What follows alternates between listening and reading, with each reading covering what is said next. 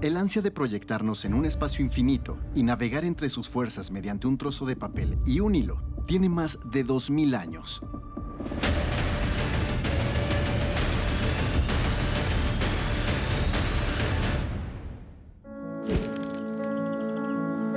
La necesidad de convivir es tan antigua como la humanidad. De hecho, es vital, ¿no?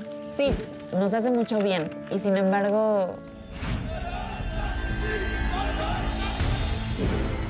Cada día vemos en las redes sociales ataques despiadados a personas sin hogar, insultos contra las feministas, burlas hacia personas de la comunidad LGBTTIQA+. A todos se les trata como débiles, inferiores y sucios. En las redes de Estados Unidos y de Europa abundan campañas que deshumanizan a los migrantes. Los comparan con animales, los acusan de delitos que no han cometido, les atribuyen enfermedades que no tienen. Muchas de estas campañas son alentadas por líderes políticos. En Twitter, Instagram, YouTube, Facebook y otras redes, grupos de odio estigmatizan a los musulmanes, a los judíos o a los afrodescendientes como peligrosos por naturaleza, entre otras falsedades.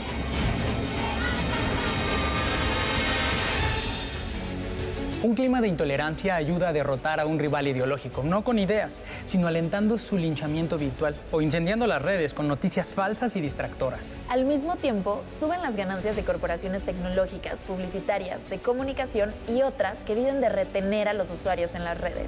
La estigmatización promueve la discriminación, socava los valores democráticos y es una amenaza para la paz. Las tensiones en el ámbito virtual llegan a convertirse en actos violentos en la realidad y viceversa.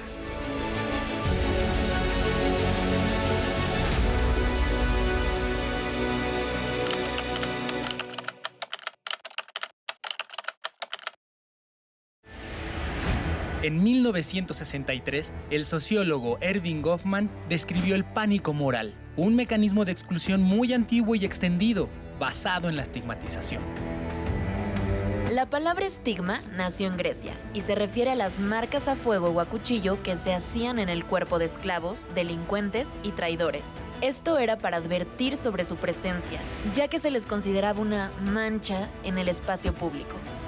También se estigmatizaba a las personas con enfermedades mentales o discapacidades físicas. Más adelante, las marcas a fuego fueron sustituidas por otras: la campana de los leprosos, la letra A de adúltera, los tatuajes y la estrella de David. En el siglo XX, Goffman identificó estigmas por preferencias como la homosexualidad, por condiciones físicas como ceguera o sordera, o por pertenecer a una nacionalidad o practicar una religión. Para entonces, ya los medios de comunicación masiva jugaban un papel relevante en la estigmatización y en la creación de estereotipos. El homosexual afeminado, el indígena ignorante, la rubia tonta y sexualizada. Goffman apuntó que las personas estigmatizadas tienden a sentir vergüenza de su estigma. Esto provoca incomodidad, baja autoestima, miedo de interactuar socialmente, se autoexcluyen y a su vez estigmatizan.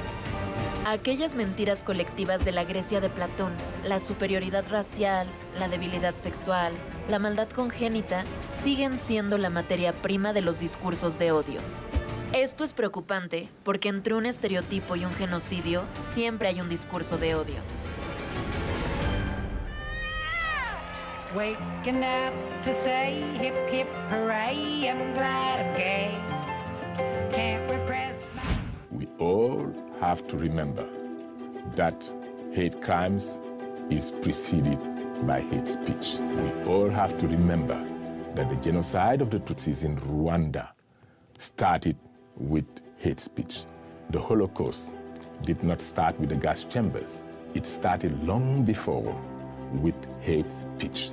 What we have been seeing in Myanmar against the Rohingya population started also with hate speech. And today, what we are witnessing around this world, with the rise of extremists, be it in Europe, be it in Asia, everywhere, when we see the growing number of neo-Nazi group, neo-fascist group, when we see the way migrants and refugees are being vilified, we need therefore to make every effort to address this hate speech. We have to bear in mind that words kill. Words kill as bullets.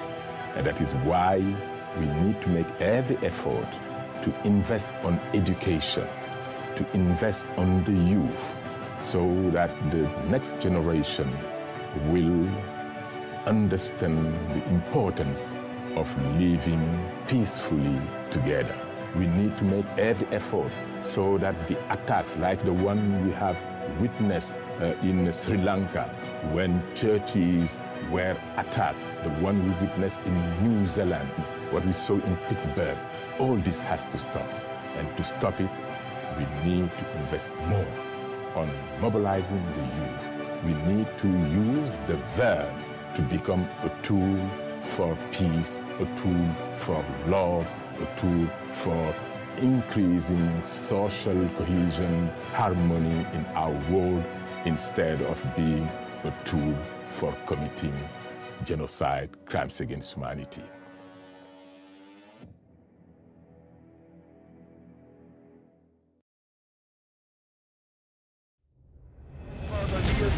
Vernichtung des Systems der Ausbeutung. Her mit dem deutschen Arbeiterstaat. Deutschland. Miente que algo quedará. Entre más grande es una mentira, más gente la creerá. Esta frase es de Joseph Goebbels, el ministro de propaganda de Hitler. Du richtig hältst und du glaubst, dass ich fleißig gewesen bin, dass ich gearbeitet habe, dass ich mich in diesen Jahren für dich eingesetzt habe, Goebbels sintetizó y sistematizó las técnicas de manipulación masiva en 11 principios. Es todo un manual para fabricar infodemias. Si no puedes negar las malas noticias, inventa otras que las distraigan. Es otra de sus instrucciones, que se siguen utilizando. Vernichtung des Systems der Ausbeutung. Her mit dem deutschen Arbeiterstaat. Deutschland. Pero ¿cómo se odia en el mundo digital? Pareciera que más, pues estigmatizar es más fácil que nunca. Si antes los discursos de odio se desplegaban sobre todo en el espacio público y en los medios de comunicación, ahora se esparcen en los canales infinitos de la red. Ahí han logrado más diversificación, amplificación y virulencia. Porque se puede usar el anonimato y evitar el cara a cara. La comunicación es transterritorial e instantánea. Hay algoritmos que viralizan palabras o etiquetas solo por repetición. La penalización de conductas inapropiadas es difícil o inexistente. Además de exabruptos racistas, clasistas, sexistas o xenófobos de todo calibre, en las redes sociales se están acuartelando numerosos grupos de odio. Solo en Estados Unidos, en 2020, había 883 grupos de odio activos, según el Southern Poverty Law Center, una organización no gubernamental defensora de los derechos civiles. Además de propagar ideologías de odio y reclutar a nuevos miembros, algunos organizan acciones violentas. Ahora, no todo el mundo tiene acceso a Internet, ni todos los usuarios apoyamos contenidos estigmatizantes. ¿Qué tanto las propias redes sociales difunden y viralizan discursos de odio a través del algoritmo?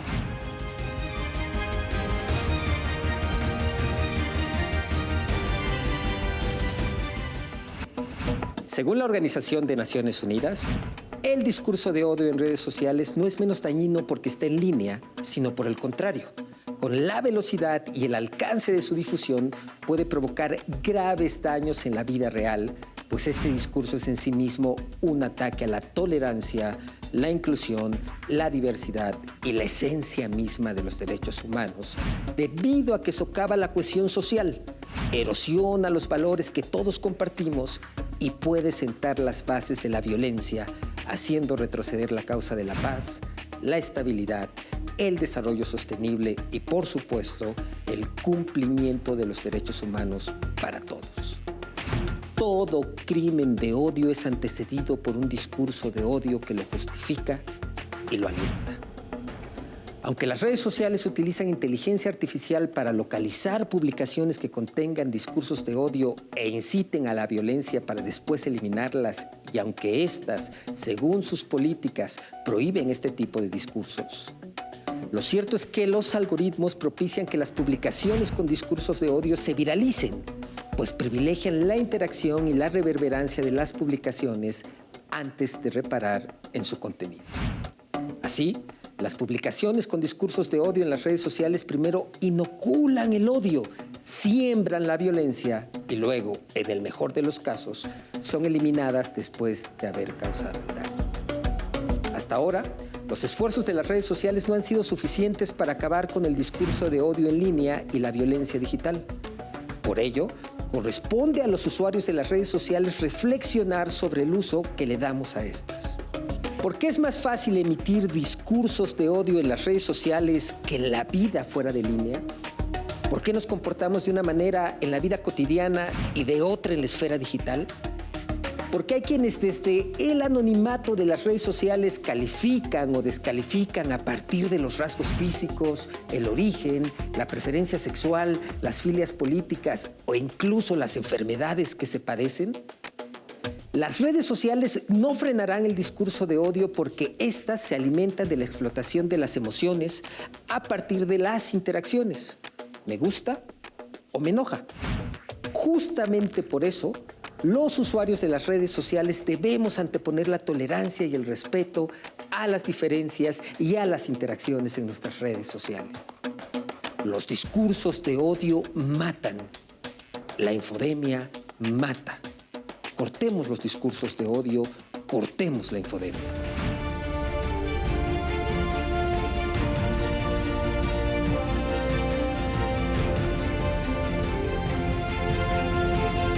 A menudo el Estado estigmatiza y violenta. Este lugar refleja en su arquitectura y su función original el odio del poder. Te odio porque me cuestionas, por atreverte a pensar, por tener una sexualidad diferente. Gritaba este lugar desde sus cimientos. Los marihuanos, los greñudos, los comunistas que comen niños, los maricones, fueron parte de la población carcelaria.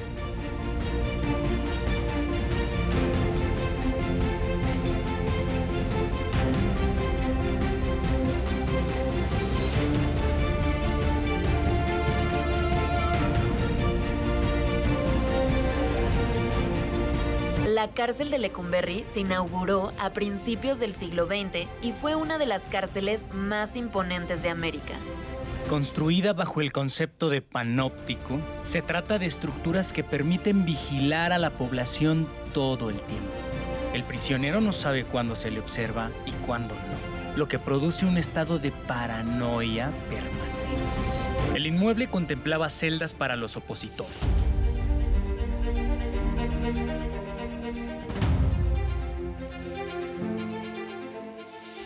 En las décadas de los años 60 y 70, alojó a numerosos presos políticos, como ocurrió en todo el continente.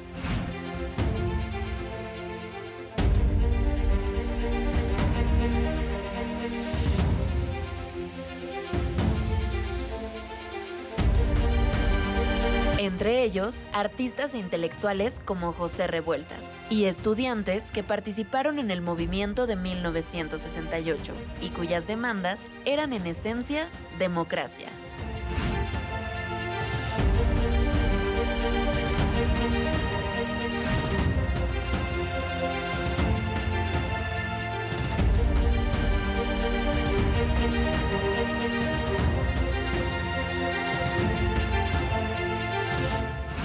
En las décadas siguientes, el gobierno mexicano disminuyó su intolerancia a las diferencias, pero los discursos de odio seguían ahí. Con la popularización de las redes sociales, han escalado. El 22 de agosto de 2011, un video con el hashtag Ladies de Polanco inició el fenómeno de los llamados Lords y Ladies. Personas de clase alta violentando a empleados o a servidores públicos, en una mezcla de clasismo y racismo, se hacían virales cada tanto. En una década, el fenómeno evolucionó. Ahora, los agresores exhibidos son de diversas clases sociales.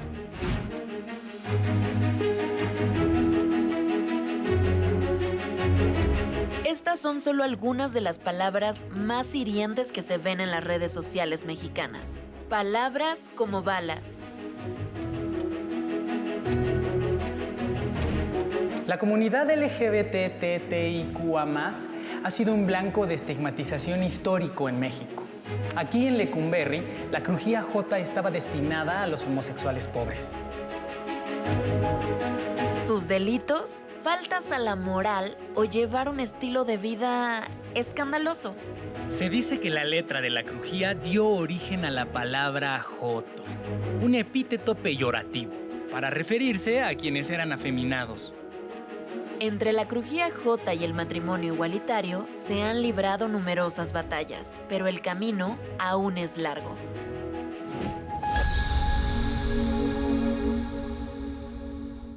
Gloria, tú eres psicóloga social y también eres activista en favor de los derechos de las personas de la comunidad LGTBI. También fuiste secretaria general de la Asociación Internacional de Gays y Lesbianas y ahora diriges la Fundación Arcoíris. Con toda esta experiencia, ¿cuál sería el origen de la discriminación? ¿Qué ubicas tú que es lo que origina la discriminación en contra de las personas que tienen una preferencia sexual distinta a la hegemónica, digamos? Estas sexualidades de las personas LGBT no están vinculadas con la reproducción, sino efectivamente lo que están mostrando o haciendo evidente que el objeto de la sexualidad es el placer sexual, ¿no? Y en ese sentido, pues yo podría decir que desde muchos lugares, tanto desde la economía, desde la religión, se ha estigmatizado al placer sexual. Y entonces quienes lo hacen evidente, pues sufren de este estigma, pero el problema sobre todo es que el estigma tiene una carga moral.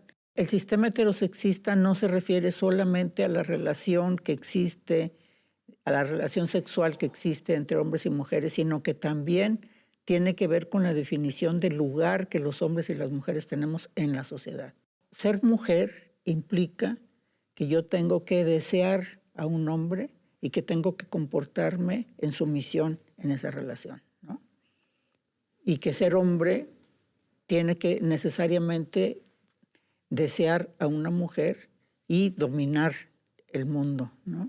Entonces, los homosexuales en general, pues vamos a romper con ese paradigma, igual que las personas trans. El racismo y la homofobia en México tienen un lugar muy, muy profundo, ¿no? O sea, no es solamente que tengamos expresiones racistas y homofóbicas frecuentes en distintos espacios, en nuestro lenguaje, en nuestro trato con las demás personas, en el sistema de entretenimiento que tenemos, ¿no? O sea, como que hay institucionalizada esta condición. Es decir, el sexismo, el racismo y la homofobia como tres pilares fuertes del sistema de discriminación en nuestra sociedad está profundamente enraizado. Y eso es algo que tendremos que ver cómo lo sacamos de ahí, ¿no? Pues desafortunadamente al ser parte de una estructura lo repetimos todas las personas. Yo podría decir, es muy difícil escaparse en nuestra sociedad de ser sexista, racista y homofóbico.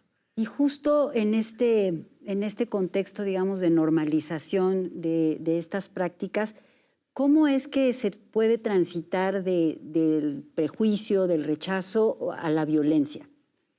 Pues yo creo que con la violencia contra las personas homosexuales y trans sucede lo mismo que con la violación o los asesinatos a las mujeres. Y eso nos deja ver que es parte de esta estructura de la que estaba yo mencionando anteriormente, ¿no? Y son actos que son crueles, ¿no? Inhumanos, podríamos decir, de la manera como se expresan. El año pasado tú participaste en la redacción de un informe sobre los crímenes de odio en México. ¿Cómo se pueden caracterizar estos crímenes? ¿Qué rasgos tienen? Es una idea justificada socialmente de un miedo, un rechazo,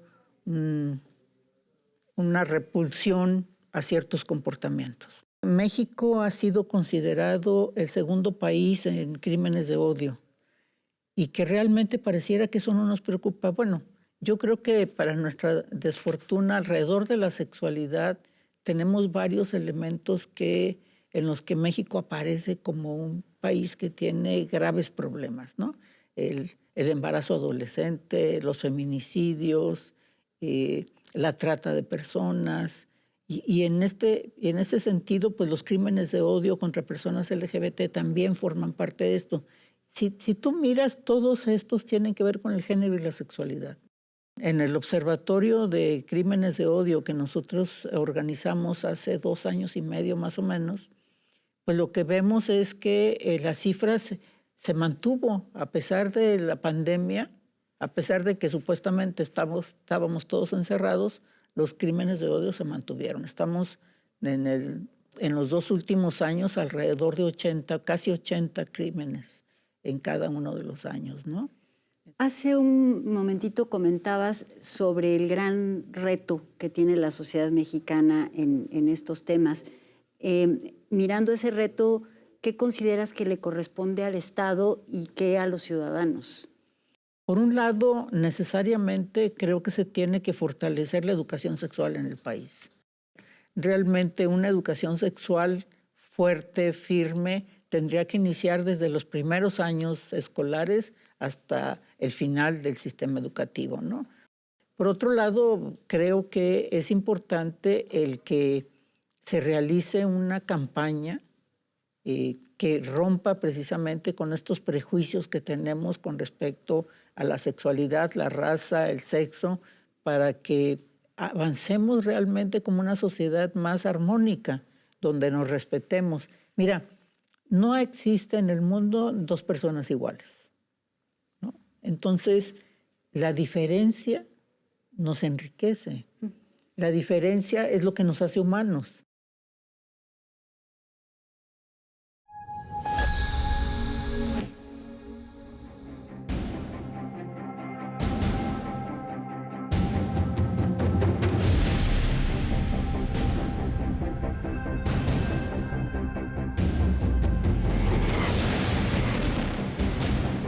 A fines de los años 70, el sistema político autoritario mexicano empezaba a fracturarse. La cárcel, popularmente conocida como el Palacio Negro de Lecumberri, fue clausurada en 1977. En 1982 dejó de ser el espacio de castigo a la diferencia y a los diferentes y se convirtió en el Archivo General de la Nación, un lugar para el encuentro, el conocimiento y la memoria. En Internet ocurrió a la inversa. Empezó siendo un espacio de libertad de intercambio de conocimiento y hoy algunos lo han convertido en territorio fértil para los discursos de odio.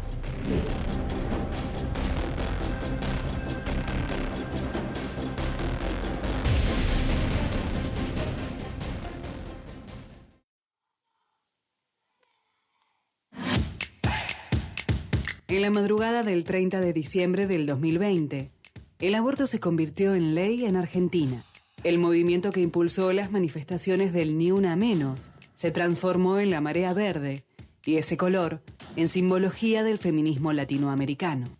Pero en medio del largo debate sobre la ley de interrupción voluntaria del embarazo, los llamados discursos de odio irrumpieron en los medios de comunicación a través de otra bandera, la celeste. Los discursos de odio expresados en los medios, hate news en inglés, se utilizan para segregar a una sociedad, acosar, justificar la violencia o privar del ejercicio de un derecho a un sector de ella. No permitamos que nos roben la palabra vida. Nosotros también estamos a favor de la vida. Fuiste a matar a tu hijo. Te vas a matar a tu hijo. ¿Tienen idea ustedes cuándo comienza la vida? Pero hay vida, están matando vida. Soy celeste. Estoy a favor de la vida, para mí el aborto es un crimen. Yo estoy acá para defender las 2 vidas, la de la madre y la del niño por nacer. Esta falacia de las 2 vidas... No es una falacia. No. Ya la ley es elijamos una vida. Para mí hay vida desde la concepción. Creo que el sector que quiere que se discuta nuevamente y que quiere la legalización del aborto es un sector minoritario. Porque a mí no me parece que nadie puede decidir sobre la vida de una persona. Nunca matar es la solución. Hay algo que nos está atravesando de vuelta y que no es nuevo, pero que tiene que ver con el giro efectivo y no solamente se da en la política, se da en todos los órdenes, se da en el periodismo, digamos, se da en los medios de comunicación en general y demás, que es cómo imbrican las emociones, ¿no?, en la argumentación. Que nadie se deje llevar por la cultura de la derrota. ¡Bravo, chicas! Ustedes han levantado alto el honor y la dignidad de las mujeres argentinas. Esta causa, esta noche tiene un pequeño descanso, pero en poquitas semanas todas de vuelta de pie, porque si no sale hoy, El año que viene vamos a insistir, y si no sale el año que viene, insistiremos el otro. En el día de hoy enviaré al Congreso de la Nación para su tratamiento 2 proyectos de ley para que todas las mujeres accedan al derecho a la salud integral. Fue muy grande lo que logramos porque los medios estaban en contra, muchos medios estaban en contra, hubo una gran campaña de deslegitimación, sin embargo la legitimidad la ganamos en las calles. Creemos que la sociedad del 2018 hasta ahora ha avanzado muchísimo, creemos que se pudo dar la discusión, el debate y que hay una despenalización social.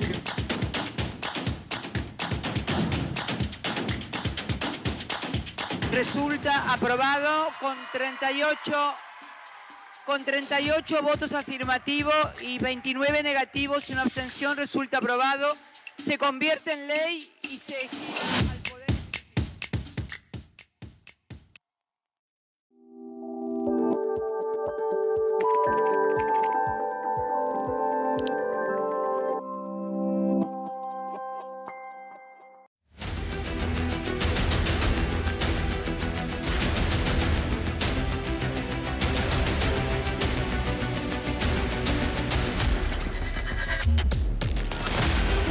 Podemos y debemos contribuir a contrarrestar las infodemias de odio y bajar la tensión en la red.